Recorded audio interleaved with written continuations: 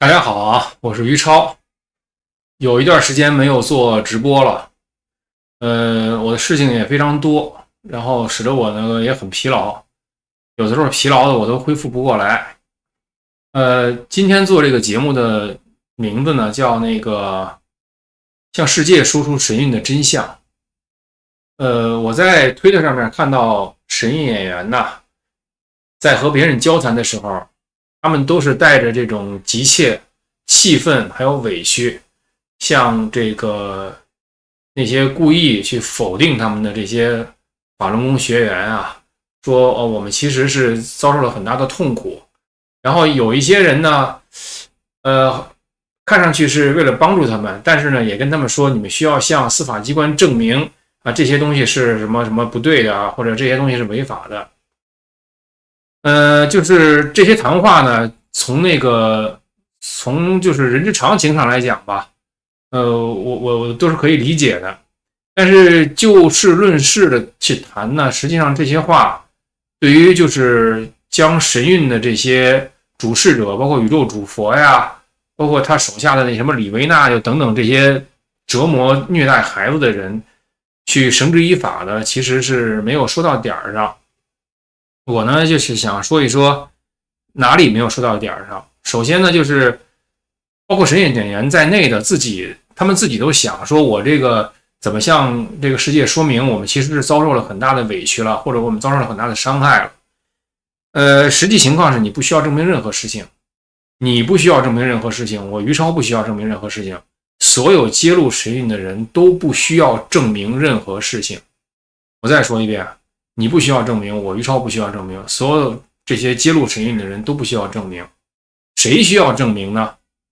就是那些对于神韵的这些罪行提起诉讼的这个政府的律师，也就是检察官，他需要证明。实际上所谓检察官呢，他就是政府的这个律师。然后呢，他需要根据这个执法机构调查出来的这些内容啊，他去来证明这些行为是有罪的。那么谁的最后来决定他是不是有罪呢？是法院最后来决定他是不是有罪。那么你神韵演员或者我于超在整个的这个场景中扮演的什么角色呢？我们扮演的是证人的角色。我们不需要证明任何事情，你只需要说出哪年哪月哪日发生了什么事情，从哪年到哪年，你拿的是什么签证，他们在什么情况下给你发了多少钱，然后呢，你在那儿从事了什么样的工作。你看像张天亮还有那个神韵方面的这个回应啊，说他们都是实习生，或者呢说我们发的不是工资是补助，他们这个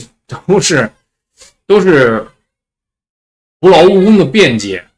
因为呢，到底是实习生还是演员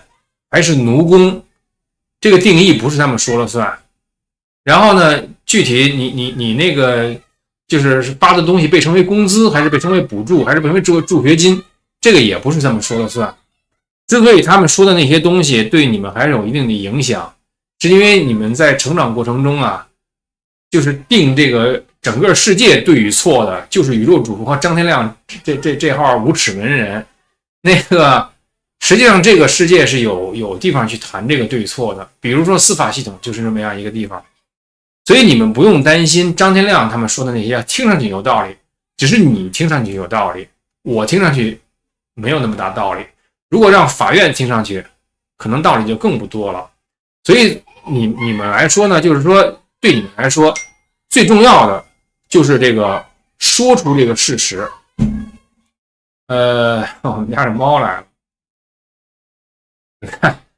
他知道我在这儿干这个比较重要的事儿，他就硬要坐在我面前。所以你所需要做的事情呢，就是说出这个事实，其他你都不需要管。那么你会想，这个说出事实有用没用呢？那么我的回答是什么呢？我一直在说，我已经从美国国家人口贩卖热线拿到那个 case number 了。就是这句话，我发现好多神韵演员他好像并不明白这句话的含义是什么。这句话的含义就是执法机关呢已经对这件事情立案了。这个美国国家人口贩卖热线，它的它的这个它是3个部门的这个共同的接案子的前端。这3个部门是哪3个部门呢？一个是国务院，一个呢就是那个司法部，还有一个就是国土安全部。然后呢，因为他们都处理这个人口贩卖的案子，所以这个三个这个部门它有共同的这个一个类别的案子需要他们处理，但是根据这案子不同的特性呢、特征特性呢，它又会被分配给不同的这个部门。所以呢，就是那个这个人口贩卖热线给了我们这个 case number 啊，这个并不是一件小事儿。它并不是像你打个电话，哎，我约一个换个轮胎吧，或者我打个电话约哪个饭馆，那个给我留个桌子吧，不是这样的事儿。这个是相当大的事情。我注意到很多那个神艺演员呢，他并没有意识到这一点，所以他们还在想，哎，我要怎么跟那个纽约时报说，我要怎么跟谁说。整个事情中最关键的就是和司法机关说，而且这个是全程保密的。在这个过程中，你不用担心你说的这个事情能不能起效果。这个事情已经被立案，就说明美国政府已经觉得这个事情不太对头了，需要调查调查。从这个整个人生啊，他的这个成长啊，他的这个成熟的这个角度来看呢，真正重要的大事啊，你再去做的时候，其实都没有人给你许诺结果。真正重要的大事，看的不是成败，看的是该做还是不该做。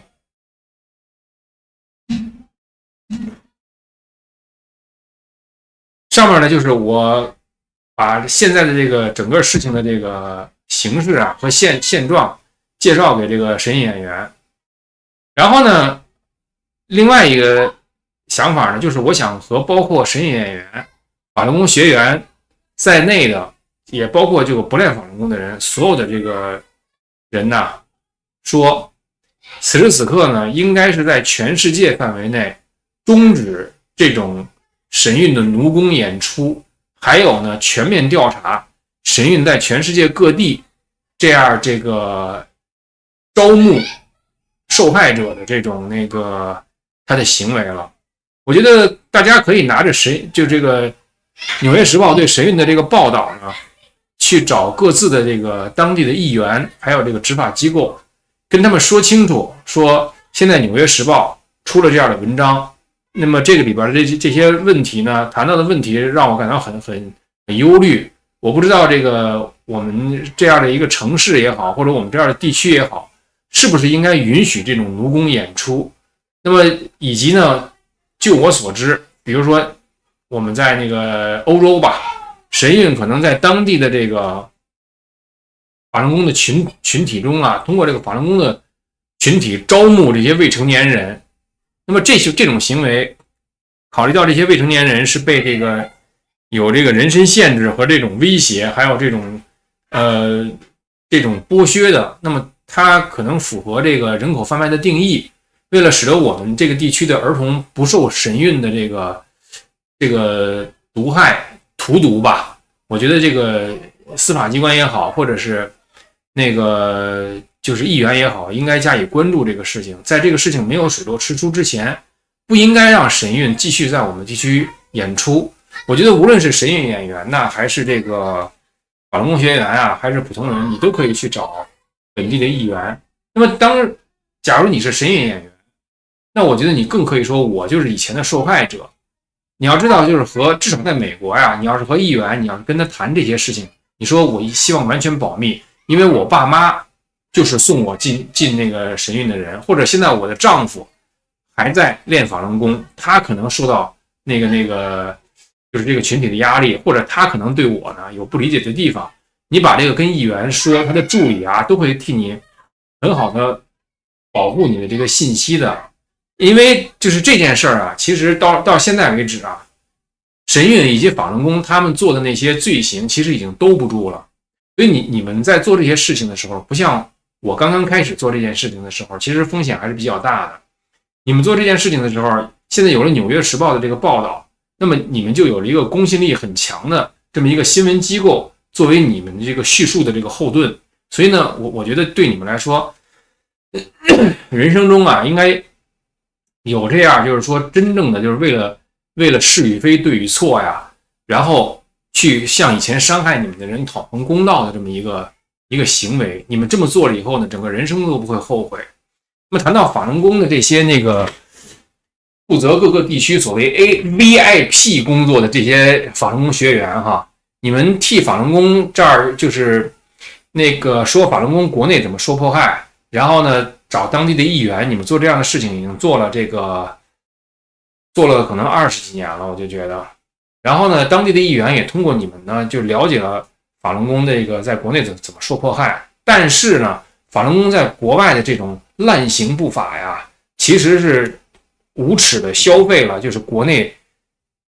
的这些同修用鲜血付出的这个代价，然后换得了这个法轮功在国外的这个声量，以及宇宙主佛肆意的就去践踏这些孩子的基本权利，尤其是这些未成年的女孩的基本权利。那么我觉得你们作为以前曾经向当地的这个政治人物去宣传过法轮功的人，我觉得从你们的利益出发，你应该在这件事情完全曝光之前，赶紧就告诉他们，哎呀，其实以前我也不知道这个事情，现在我知道这个事情，我愿意让你们也知道。不要等这些议员此前支持过你们，